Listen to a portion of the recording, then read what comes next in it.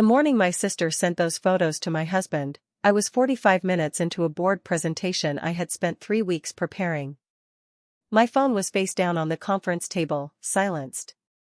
By the time I picked it up during a break, Nathan had already called 4 times. Not texted. Called.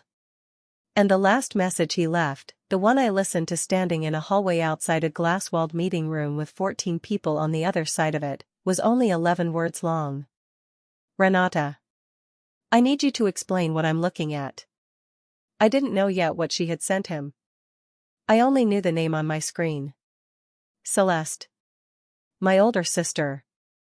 The one who had cried at our wedding. The one who gave a toast about how Nathan was exactly the kind of man she had always prayed I would find. The one who had called me her best friend for 34 years. I called Nathan back from that hallway. He picked up in one ring. His voice was the kind of flat that only comes when someone has been sitting alone with something terrible for long enough that the emotion has burned through and left only the shape of it behind. He told me what she had sent. Photographs. 6 of them. Timestamped. A man I did not recognize. A hotel room I had never been inside. A woman whose face appeared in 3 of the 6 images, always partially turned away, always just obscured enough to read as ambiguous. And a message from my sister that said only, "I'm so sorry. I didn't want to be the one to tell you. But you deserve to know the truth." I stood in that hallway and felt the floor do something strange beneath me. Not because the accusation was true. It was not true. I had never been unfaithful to Nathan in any way, not once in 7 years of marriage. I felt the floor shift because in that moment, listening to my husband's flat voice read me my sister's words, I understood with total clarity that I was not going to be able to prove a negative over the phone. And that by the time I got home, something between Nathan and me would already be different. Not broken, but dented in a way that would leave a mark even after the truth came out. I want to tell you how this started. Not the photos, not that morning, but the thing underneath it. The thing that had been building for years before Celeste pressed send. My name is Renata Voss. I am 37 years old. I grew up in a 3-bedroom house in a suburb outside of Cincinnati, the second of 2 daughters born to Gary and Miriam Voss. Gary sold insurance for 30 years and coached my softball league until I was 13. Miriam taught 2nd grade until the year I started high school, and then, when her mother's health declined, she stopped working to become her caregiver. They were stable, present, ordinary parents in all the best and most unremarkable ways. I did not grow up with cruelty. I grew up with comparison. Celeste is 4 years older than me. She is the kind of woman who fills a room without trying, not loudly, but with a warmth so immediate that strangers feel known within minutes of meeting her. She is genuinely funny. She remembers birthdays and middle names and the names of people's dogs. She sends handwritten cards for no reason. She is the person you want at your table and the person you want in the waiting room and the person you want in your corner when things go wrong. I am not saying this to be generous. I am saying it because it is true, and because the truth of who Celeste is makes what she did harder to hold in both hands at once. Growing up, Celeste was the one who shone. Not because my parents preferred her, not exactly. But she was easier to see. She was outgoing where I was quiet. She was creative where I was methodical. She won the school art competition 3 years running and had friends over every weekend and was elected student body president in the 11th grade. I was the one who got straight A's in silence and sat in the back of every room and built spreadsheets for fun and was called serious by every teacher who ever wrote on my report card. Miriam used to say, with no malice at all, that Celeste was the heart of the family and I was the brain. She thought she was paying us both a compliment. She did not notice the order she'd put them in. I left Ohio at 18 for a business program in Chicago. Celeste stayed close, finished a communications degree 20 minutes from home, married her college boyfriend Derek, and moved into a neighborhood 3 blocks from my parents' house.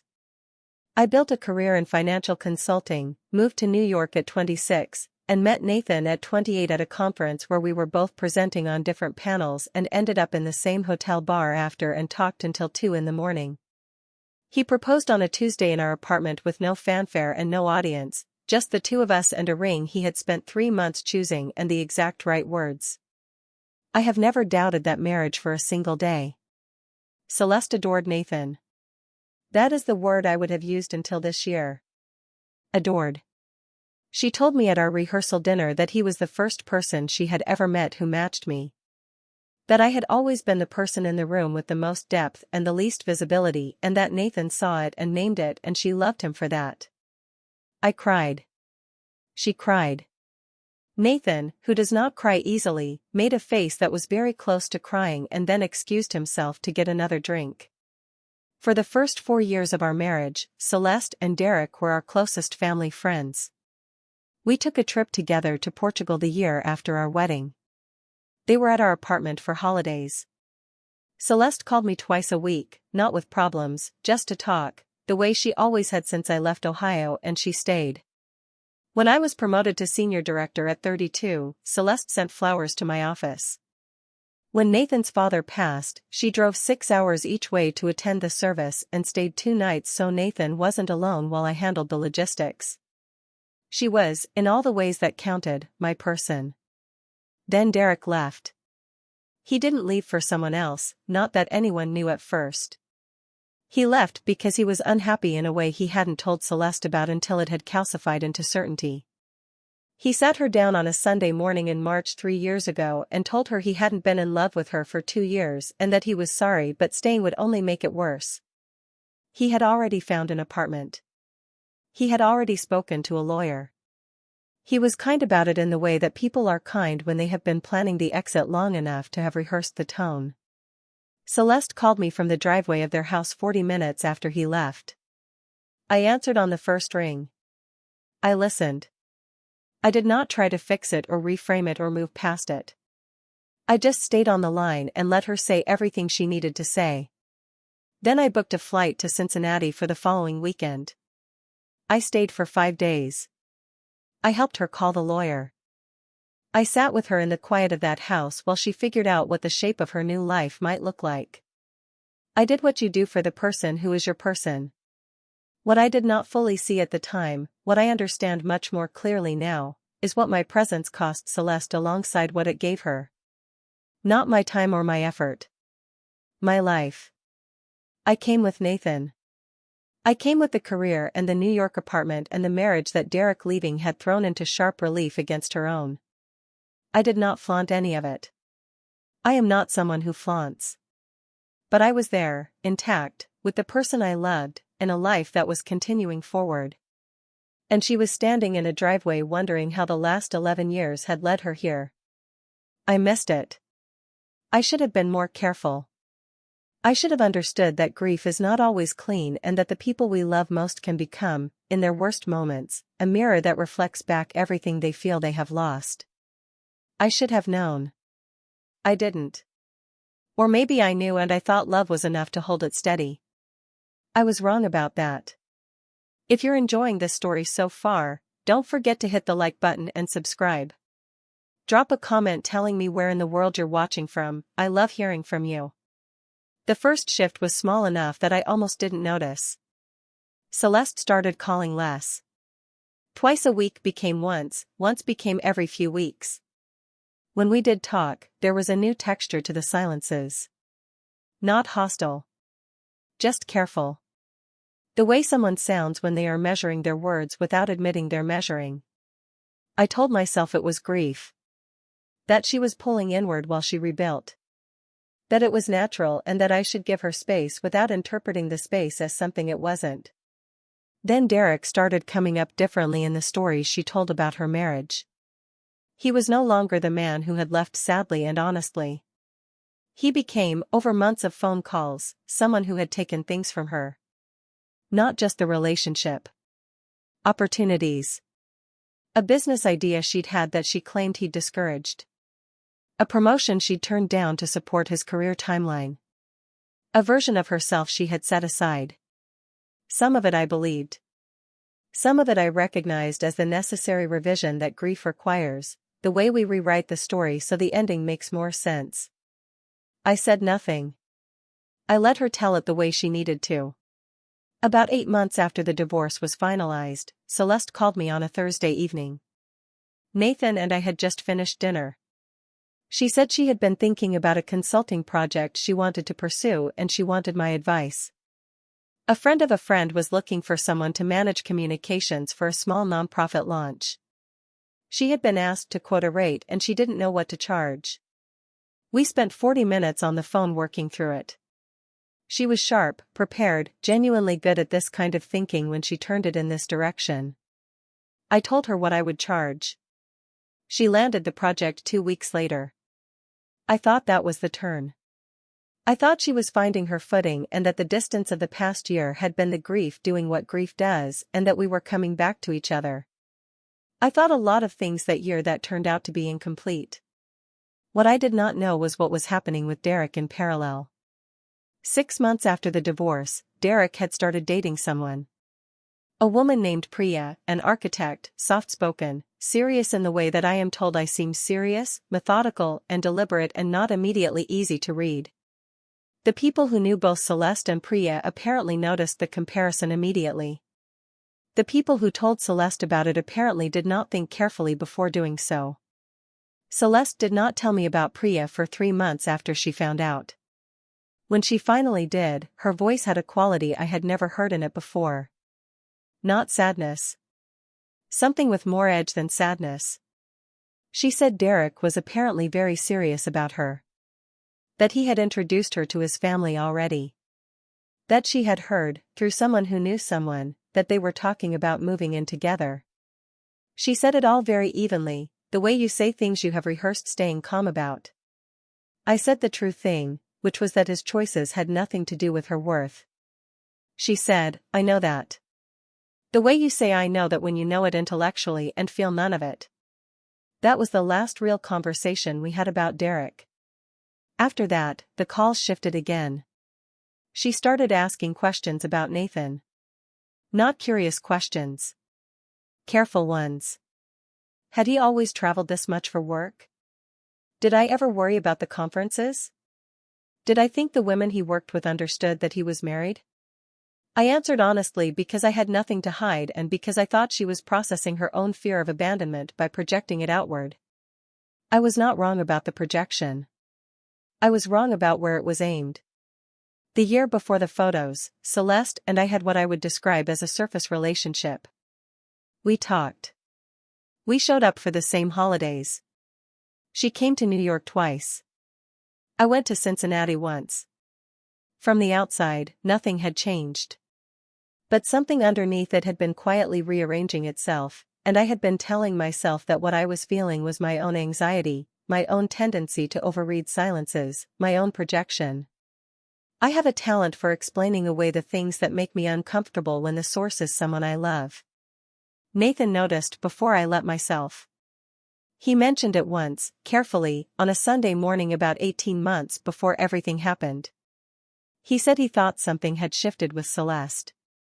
That she seemed less warm with him than she used to. I told him she was still adjusting to the divorce and that Derek's new relationship had set her back. He nodded. He did not press it. That is one of Nathan's qualities that I love most and also one that occasionally costs us something.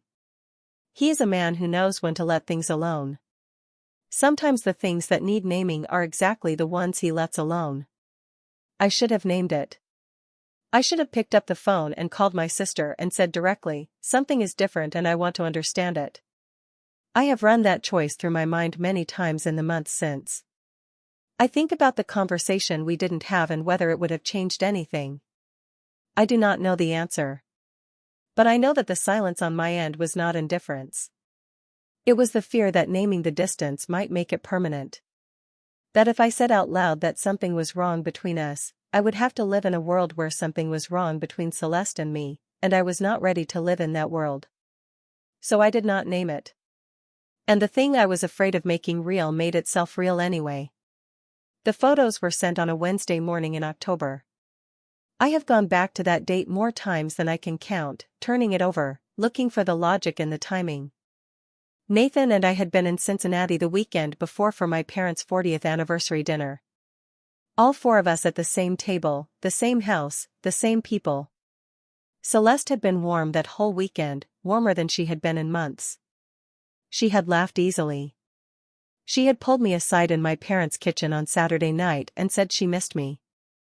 I had believed her completely. I had driven back to New York on Sunday evening feeling something I had not felt in over a year. That we were okay. That whatever had been off was shifting back. I had told Nathan as much on the drive home. He had said he was glad. He had reached over and taken my hand for a moment and put it back on the wheel.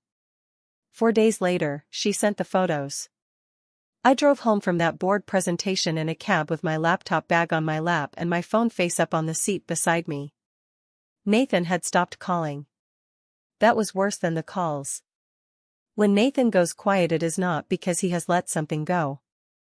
It is because he has moved from reacting to deciding. And once Nathan starts deciding, the distance between where he is and where you need him to be can grow very fast. I called him from the cab. He picked up on the third ring. I told him I was on my way. He said okay. I told him I did not know who that woman in the photographs was, but that it was not me. He said okay again in the same tone, the one that meant he was listening but had not yet decided what listening was worth. I did not argue. I did not fill the silence with more words. I had learned early in our marriage that when Nathan went to that place, words were weight, not ballast. I said I would be home in 20 minutes and I would explain everything I could explain. He said he would be there. He was sitting at the kitchen table when I walked in. Not on the couch, not pacing. Sitting, the way he sits when he has been at that table long enough to go still. His phone was face up in front of him. He did not stand when I came in. I set my bag down and sat across from him and looked at him directly because there was nothing else to do. He turned his phone around and slid it across the table. I looked at the photographs. 6 images, sent in a single message from Celeste's number, timestamped across 2 days in August. A hotel room with a particular headboard, dark wood, a lamp with a white shade, a window with heavy curtains half drawn.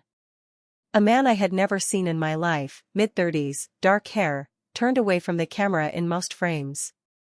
And a woman. Photographed from behind, from the side, once at an angle that caught the edge of a profile. Brown hair. Medium height. A particular shirt in one of the images, a dark green blouse with a small collar. I sat with the photographs for a long time. Nathan watched me. Then I looked up at him and said the only thing I could say with complete certainty. That is not me. He looked at me. The silence lasted long enough that I felt it in my chest. I know, he said. I had not expected that. I had come home prepared to argue, to prove, to dismantle. His 2 words took all of that out of my hands. I asked him when he had decided. He said about an hour after she sent them. That he had looked at the images carefully enough, really carefully, the way an engineer looks at something that isn't adding up, and the proportions were wrong. The woman's hands were larger than mine. The one partial profile didn't match. The green blouse he had never seen in our closet, and he would have noticed because he is the one who does the laundry on weekends and he knows every item of clothing I own. He said he had known within the hour. But that knowing it intellectually and feeling it settle were 2 different things, and he had needed the afternoon for the second part. I asked him what he wanted to do. He looked at me steadily. I want to know why your sister sent my wife photographs of a stranger and told me they were proof of something. That was the question I had been sitting with in the cab. The one I did not yet have an answer to that felt complete. I told him what I knew, which was less than I needed. I told him about the past 2 years. The slow pulling away. The questions about his travel. The warmth of the Cincinnati weekend that now felt like something I needed to re-examine. He listened to all of it without interrupting. When I finished he said, she was setting something up that whole weekend. I had not let myself think it that plainly yet. Hearing him say it made it real in a way I could not undo. I picked up my phone and called Celeste. She answered on the second ring, which told me she had been waiting. Her voice was careful, measured, already positioned. Renata. I'm so sorry you had to find out this way. As though the finding out were the event. As though the photographs themselves were not something she had built and sent. I did not raise my voice. I asked her one question. Where did those photographs come from? A pause. Long enough to tell me she had rehearsed everything except this exact question delivered in this exact tone. Someone sent them to me, she said. Someone who thought I should know. I didn't want to believe it either. I thought you deserved to know the truth. Who? I said. Another pause. I can't say. They asked me not to. I sat with that for 3 seconds. Then I said, Celeste, that woman is not me. And I think you know that. And I need you to think very carefully about what you say next. The line went quiet. Not the quiet of someone thinking. The quiet of someone recalibrating. I think you should look at them again, she said. I know it's hard to hear, but I hung up. Nathan was watching me from across the table. I set the phone down. We sat in the kitchen for a long time without speaking, and the silence was not uncomfortable. It was the kind that belongs to two people who are thinking the same thing and do not yet need to say it out loud. The next morning I did what I do when something doesn't add up. I went back to the data. I looked at the photographs again, slowly, the way Nathan had. He was right about the hands. He was right about the profile. The green blouse was wrong. But there was something else, something I had been too flooded with adrenaline to catch the night before. The photographs were not sent from a forwarded message. They were sent as original image files from Celeste's phone. Not screenshots of something she had received. Original files. Which meant they had either been taken on her device or transferred directly to it before sending. I am a financial consultant. My entire professional life runs on documentation, provenance, the chain of custody of information. I know what an original file looks like versus a copied one. I know what metadata is and what it can tell you, and I know that most people who are not in my line of work do not think about it at all. I called a colleague, a woman named Dara, who does digital forensics work adjacent to financial fraud investigation. We had worked together twice on client cases. I trusted her completely and she owed me nothing, which meant that when she agreed to help it was because she wanted to and not because she felt she had to. I sent her the files. I told her what I needed. She told me to give her 48 hours. While I waited, the family began to move. My mother called on Thursday morning. Her voice had the specific quality it takes on when she has been given a version of something and is trying to figure out what to do with it. Renata, your sister is very upset. She said she was only trying to help. I told my mother that Celeste had sent Nathan photographs of a woman who was not me and told him they were evidence of infidelity. My mother went quiet. Then she said, well, she seemed very certain. I want to be fair to my mother here. Miriam Voss is not a cruel woman. She is a woman who defaults to the person in the room who appears to be hurting the most, and Celeste had gotten to her first, which meant Celeste had set the terms of the story before I had a chance to offer another version. My mother did not call me because she believed I had cheated on Nathan. She called me because Celeste was crying and she did not know what else to do. I told her I would be in touch when I had more to share. I kept my voice even. She heard something in it and did not push further. My father called that evening. Gary Voss is a man of few words, and those words are usually the right ones. He said, I don't know what's going on between you two, but I want you to know I'm not taking any side until I understand what happened. I told him I appreciated that. He said he loved me. We hung up. That phone call took 4 minutes and it was the most useful conversation I had that week. Celeste texted me twice on Friday. The first message said, I know you're angry, but I did this because I love you and I love Nathan and someone had to say something. The second, 4 hours later, said, please call me. I know this is hard, but shutting me out isn't the answer. I did not respond to either. Nathan and I had a conversation on Friday night that I want to describe carefully because it mattered more than any other conversation in this entire story. We sat on the couch after dinner with the television off and he asked me what I was thinking. Not about Celeste. About us. About whether the last 2 days had done something to us that would leave a mark regardless of how the truth came out. I thought about it honestly before I answered. I told him that what I felt was not doubt about him or about us. What I felt was a particular kind of grief that comes when someone you love constructs something designed to damage you, and the grief was not about what she had tried to do to my marriage. It was about what it meant about who she had become in the years I had not been looking carefully enough. He listened.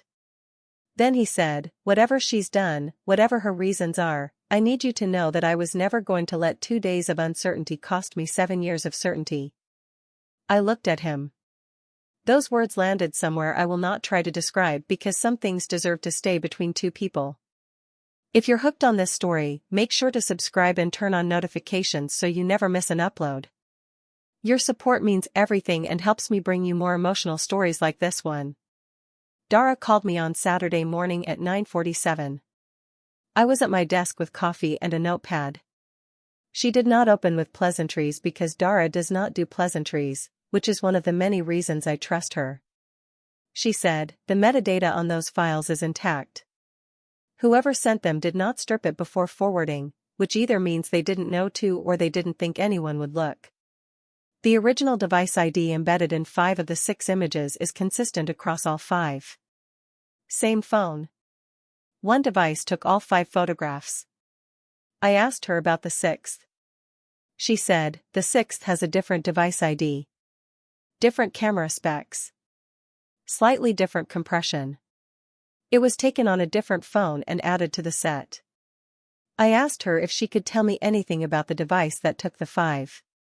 She said, "I can tell you the make and the model and the approximate year. And I can tell you that the GPS coordinates embedded in the image metadata put the location of those photographs at a specific address in Cincinnati, Ohio. Not a hotel. A private residence. I can read you the street." She read me the street. I knew that address. I had been to that address. I had eaten dinner at that address the previous Saturday night at my parents' 40th anniversary, surrounded by the people I loved, while my sister sat across the table and was warm and said she missed me and told me we were okay. That address was Derek's new apartment.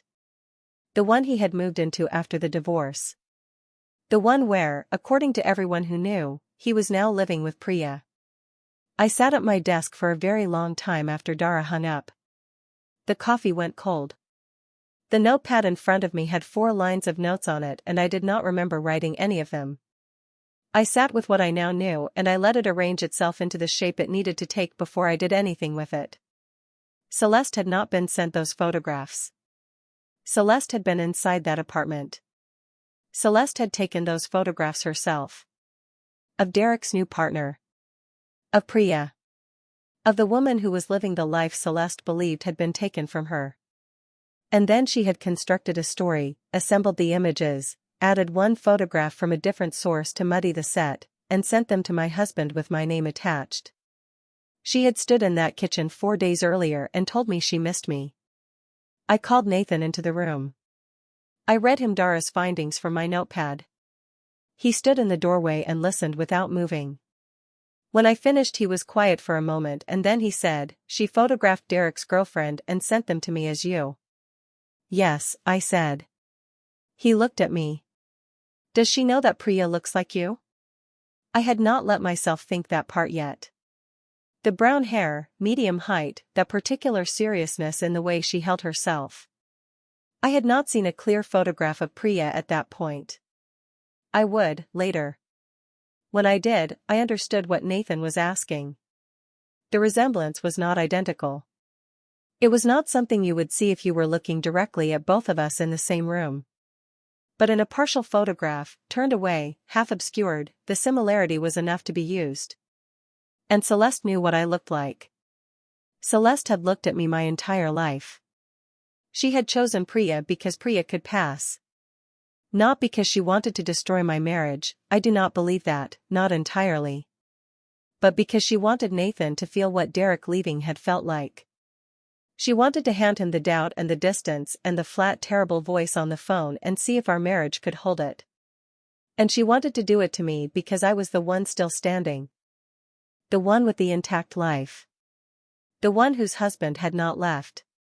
The one who had sat across the table from her at my parents' anniversary dinner the previous weekend, whole, while she was still putting herself back together 3 years after a Sunday morning that had undone everything she thought she had built. I am not saying this to excuse her.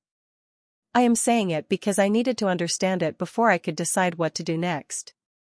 And I needed to decide carefully, because what I did next was going to determine not just what happened between Celeste and me, but what my parents knew, what the extended family understood, and whether the story of what had happened ever got told accurately by anyone other than Celeste herself. My parents' anniversary dinner had been attended by 22 people. Family, their oldest friends, neighbors they had known for 30 years. The event itself had passed without incident. But my mother had mentioned that she was planning a follow-up gathering, a smaller lunch in November with the immediate family, a chance to do something quieter after the larger celebration. She had mentioned it at the dinner table on Saturday night. Celeste had been sitting directly across from me when she said it. Celeste had nodded and said she was looking forward to it. I thought about that lunch for 2 days. I thought about who would be there. My parents. Celeste.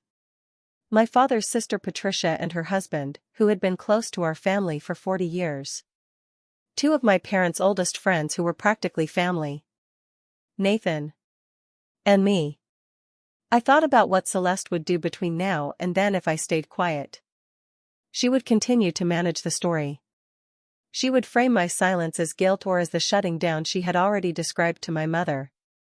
She would position herself as the concerned sister who had done a painful thing out of love and been cut off for it. She would have 5 weeks to make that story the one people believed before I offered any alternative. And she would do it in the quiet, measured way she does everything, with warmth and genuine feeling and a gift for making people feel that she is the one carrying the harder burden. I called my mother on Monday morning. I told her I had some information about the photographs that I thought the family should hear directly from me. I asked if I could come to Cincinnati for the November lunch and whether she would make sure Celeste was there. My mother asked if everything was all right. I told her it would be. She paused. Should I be worried? She asked. I told her honestly, yes, a little. But not about me and Nathan. We're fine. She said okay. She would make sure Celeste came. I spent the next 3 weeks working. Not on the situation, on my actual job, the one I had walked out of a board meeting for, the one that had continued turning while my personal life rearranged itself. I finished the presentation I had started that Wednesday. I closed a client engagement I had been managing for 4 months. I went to the gym 4 times a week because physical routine is what keeps my thinking clear, and my thinking needed to be very clear. Nathan and I talked about the November lunch once, at length, on a Sunday afternoon. He asked me what I planned to say. I told him I planned to say exactly what Dara had found. The metadata. The device ID. The GPS coordinates. The address. I was not going to editorialize. I was not going to explain Celeste's motivations or her grief or the psychology of what the divorce had done to her. I was going to present the record the way I present every record in my professional life, clearly, specifically, without decoration. And I was going to let the people in that room make their own assessment. Nathan asked me if I wanted him there. I told him yes. Not for protection, not for backup. Because he was the person she had tried to use as the instrument of damage, and he deserved to be in the room when the truth of what she had done was said out loud. He said, "I'll be there." I printed Dara's findings. 4 pages. The metadata analysis, the device identification, the GPS coordinates, and a single annotated page showing the address on a map with the corresponding location data from the image files placed alongside it. I placed the 4 pages in a plain manila folder. I did not label it. I put it in my bag the night before we drove to Cincinnati. The lunch was on a Saturday at noon. My parents' house, same dining room, same table. My mother had made her lamb and the house smelled the way it always smells when she cooks, garlic and rosemary and something underneath that is just the particular warmth of that house in November with the heat on and people inside it. Patricia and her husband arrived first. My parents' friends Helen and Roy came 10 minutes later. Nathan and I pulled into the driveway at 11:50 and sat in the car for 60 seconds before going in. Celeste was already inside. She had arrived early, which I had expected. She was in the kitchen helping my mother when we walked through the door. She turned when she heard us. Her face did the thing faces do when they have rehearsed a particular expression and then the actual moment arrives and the expression sits slightly off from where it was supposed to land. She smiled. It was almost right. She hugged me. Brief, both arms. I let her. We sat for lunch. My mother had arranged the seating the way she always does, alternating, social, no two people from the same family directly beside each other. I was between my father and Helen. Nathan was across from me, between Patricia and Roy. Celeste was at the far end, beside my mother. The meal was pleasant in the surface way that meals are pleasant when everyone at the table is aware that something is unresolved and has collectively agreed, without discussion, to let it stay unresolved through at least the main course. My father asked Nathan about a project he was working on. Patricia talked about her garden. Helen told a story about a trip she and Roy had taken in October. Celeste laughed at the right moments and passed the bread and refilled her own water glass and did not look at me more often than she should have. My mother cleared the plates after the lamb. Coffee came out. My father set both hands on the table the way he does when a moment has arrived that needs acknowledging. He looked at me. Renata. You said you had something for the family. The table went quiet. Not abruptly. The way a room goes quiet when it has been waiting for something and the waiting is finally over. I looked at Celeste. She was holding her coffee cup with both hands. Her expression was still composed. Controlled. The composed grief face I had learned to recognize over 3 years. She had prepared for this the way she prepared for everything. I had prepared too. Yes, I said. I do. I reached into my bag and took out the manila folder. I set it on the table in front of me. I did not open it yet. I looked at the people around that table and I spoke the way I speak in boardrooms, evenly, specifically, without apology. 3 weeks ago, Celeste sent Nathan 6 photographs. She told him they were evidence that I had been unfaithful to him. I want to show you what those photographs actually were and where they came from. Celeste set her coffee cup down. Renata, I told you why I did that. I was trying to. I opened the folder. I slid the metadata analysis to the center of the table where my father could see it. I slid the device analysis beside it. I slid the GPS coordinate page last, the one with the map, the one with the address marked clearly. 5 of the 6 photographs were taken on a single device, I said. The same phone. Not a hotel. That address. I placed my finger on the map. Derek's apartment. The woman in the photographs is not me. The metadata confirms it was not my device. The GPS confirms where those photographs were taken. And the date confirms it was 3 days before Celeste told Nathan she had been given them by someone else. The room did not make noise. That is the thing about a truth that lands correctly in a room full of people who are paying attention. It does not produce reaction immediately. It produces a specific quality of stillness while everyone present does the same arithmetic at the same time. My father looked at the map for a long time. Patricia looked at Celeste. Helen reached over and took Roy's hand without looking at him. Celeste did not move. She sat at the far end of the table with her hands flat in front of her and her face doing something I had never seen it do before. Not the composed grief. Not the warmth. Something unguarded and unready that I recognized as the expression of a person whose version of events has just been replaced by a document. My mother said, very quietly, Celeste. Celeste looked at her. Then she looked at me. Her voice, when it came, was low and did not sound like her. I thought, she started. I stopped because I thought, I was not angry when I spoke. I had made that decision in advance. I said, you took photographs of Derek's partner. You sent them to my husband with my name attached. I need you to understand that I know exactly what happened, and so does everyone at this table now. She did not respond. The silence lasted long enough that Helen cleared her throat softly. Then I closed the folder. I set it back in my bag. And I picked up my coffee and finished it. That was all I needed to say. The drive back to New York that evening was quiet in the way that follows something that cannot be unsaid. Nathan drove. I watched the highway lights appear and disappear and did not try to fill the silence with anything. There was nothing left to fill it with. Everything that needed to be said had been said at a dining room table in Cincinnati with a manila folder and 4 pages of data and no raised voice. Celeste had left before dessert. My mother had walked her to the door. I had not watched them go. My father had sat beside me for a long time after, both of us with our coffee, and he had put his hand briefly over mine on the table and said nothing. That was enough.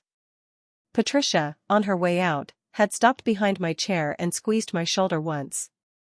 Helen had looked at me with the expression of a woman who had seen enough of life to know that some wounds are not dramatic from the outside and are enormous from the inside, and she had simply said, "You handled that with a great deal of grace." I had thanked her. I had meant it when I said it was something I had to do, not something I had wanted to do. She had nodded like she understood the difference. My mother called the following Tuesday. She had spoken with Celeste.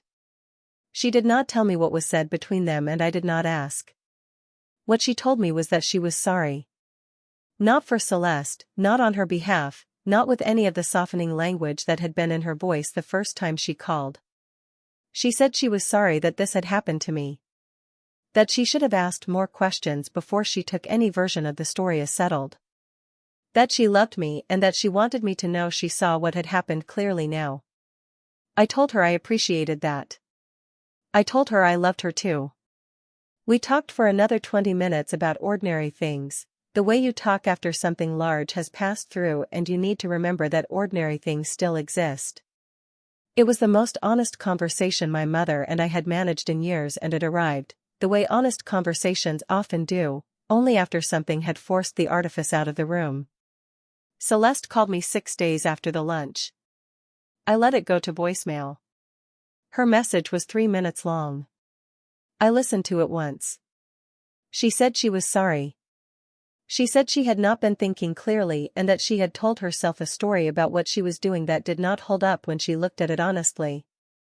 She said she had been in a dark place for a long time and that she had taken something that belonged to her own grief and pointed it at me because I was the closest thing to what she had lost, and she had not understood that until she sat at that table and watched me open a folder and prove it. She said she did not expect me to forgive her quickly. She said she was going to start seeing a therapist. She said she hoped, eventually, I would be willing to talk. I did not call her back that day. Or the next. I needed to sit with it long enough to understand what I actually felt, not what I was supposed to feel or what would be easiest to feel. What I found, when I was honest with myself, was something more complicated than anger.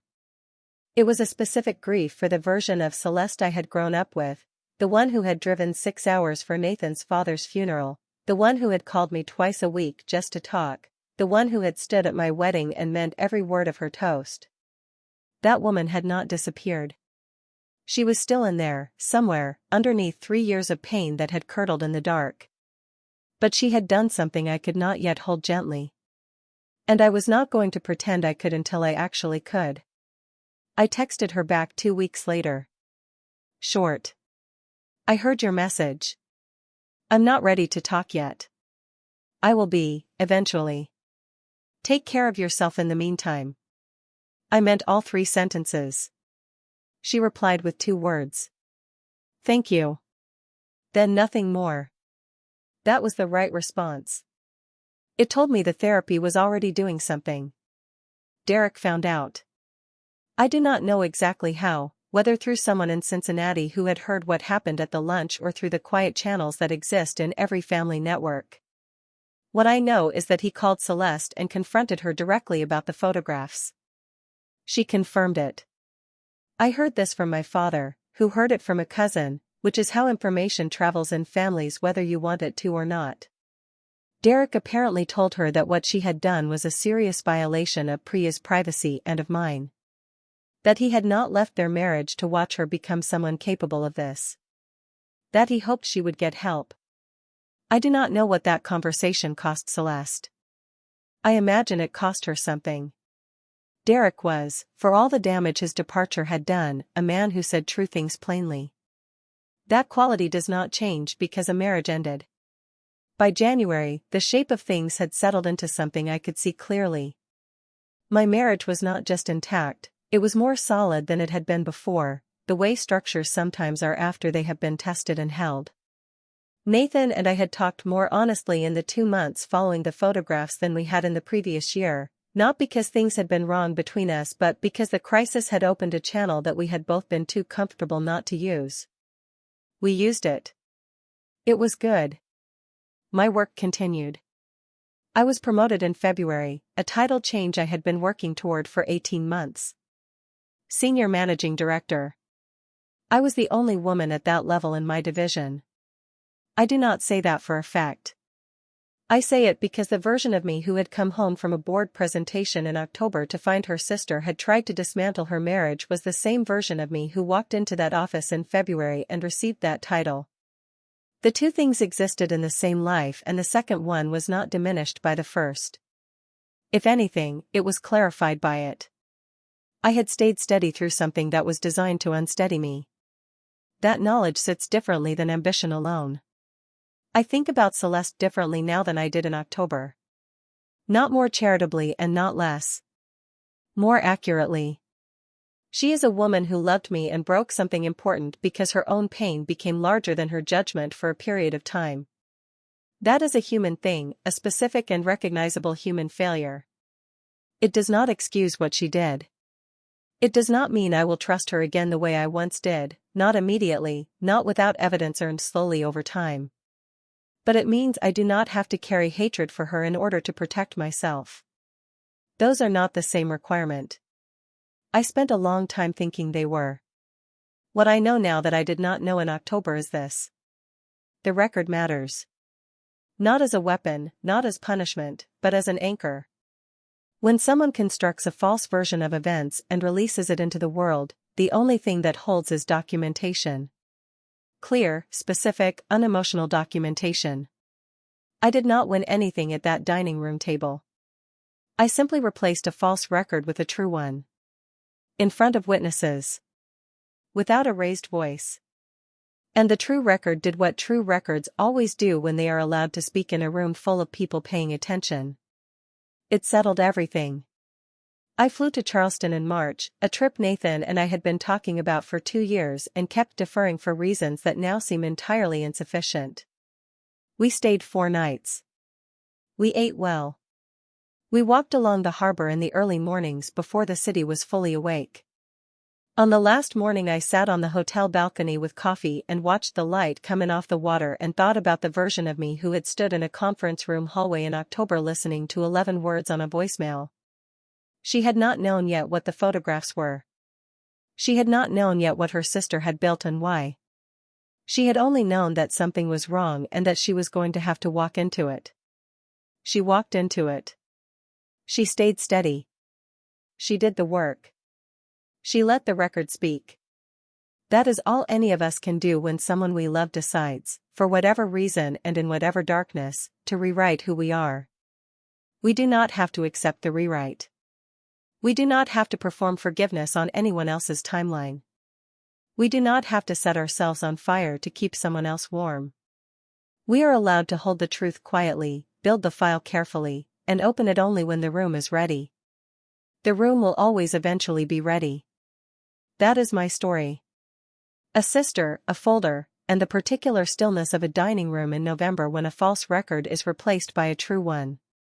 If it made you feel something, if you have ever had someone rewrite you and wondered whether the truth was enough to hold, I want you to know that it is. It always was. You just have to be the one who keeps it. Thank you so much for watching until the end. If you love this story, check out the other videos on your screen now. I think you'll really enjoy them. And don't forget to subscribe if you haven't already. See you in the next story.